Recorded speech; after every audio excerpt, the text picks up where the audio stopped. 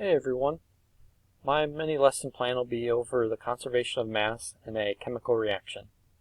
So some important questions to ask yourself before we dive into this presentation is, how is mass conserved in a chemical reaction, and is mass ever created or destroyed?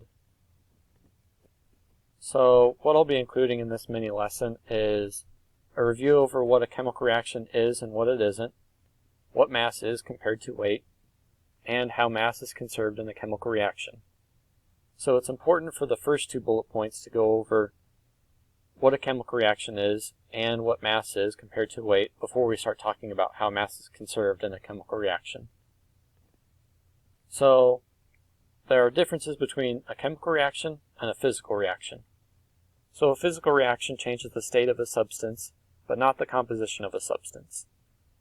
So for instance, water turning into ice or ice turning into water is a physical reaction because the molecule that's present in water throughout and ice is H2O.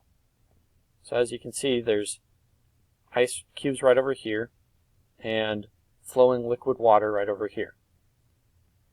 Now a chemical reaction changes the composition of a substance.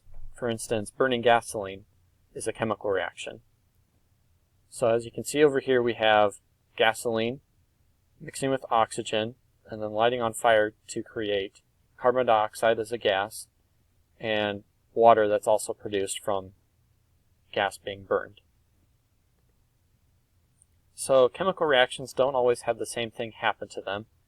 So like in the last slide, chemical reactions don't always have to involve a fire, even though some of them do, like gasoline being burnt involves a fire.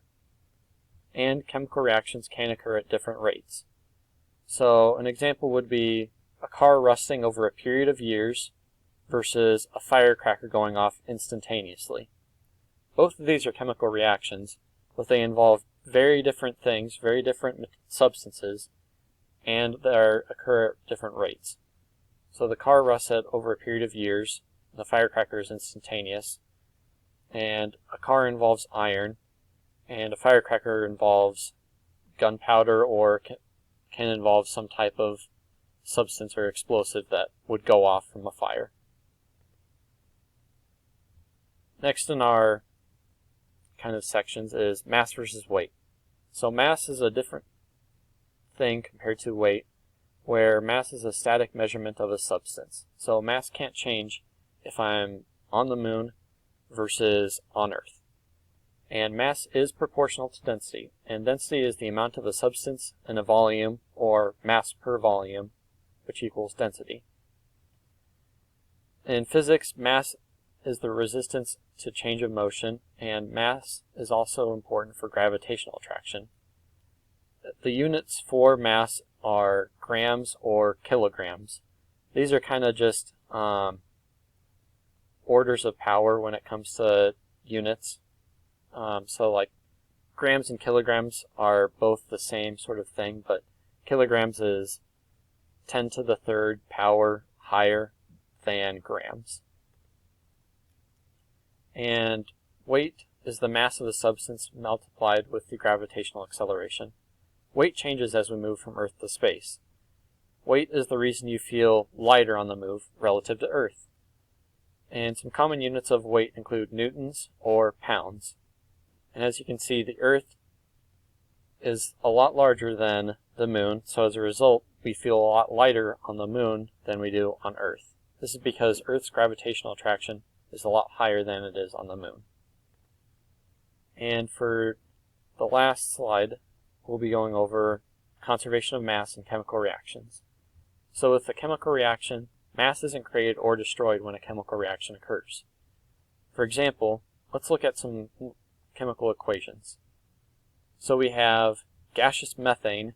When added with oxygen, it combusts and then creates CO2 or carbon dioxide and 2 molecules of H2O. Notice how the amount of atoms I have throughout this chemical equation stays the same.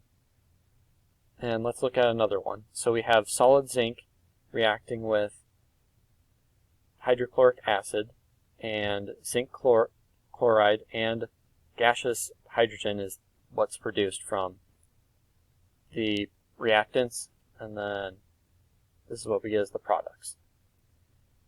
So as you can see with both of these, the amount of atoms we have in this equation remains the same. So a popular misconception someone might have is that a substance disappears when it reacts, so conservation of mass isn't real. What is actually happening is that substance may be going to a gas or a less dense product than what it was as a reactant, and then you can't really feel, or it's not as weightful as it was as a solid, if that makes sense. So that's all I have for you guys. Here are my references, and yeah, you guys have a great rest of your day, and I'll talk to you later. Goodbye.